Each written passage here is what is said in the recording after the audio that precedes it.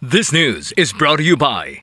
Are you experiencing body weakness? Do you have delayed wound healing? Do you feel hungry all the time? You may have diabetes. A powerful duo to help diabetic. Natural way of lowering blood sugar level. Clinica DTX 500 is a powerful duo that combines of ampalaya extract and the sugarcane extract. Clinica DTX 500 stimulates the production of insulin. Enhance conversion to energy.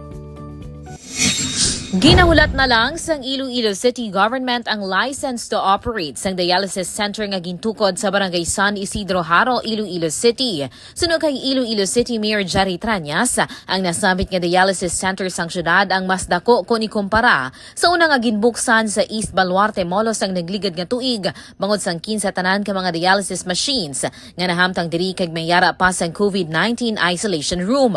Dugang pa sang alkalde mangin libre ini para sa mga residente sang syudad nga may chronic kidney disease kag maavel diri ang serbisyo kasubong sang outpatient hemodialysis treatment.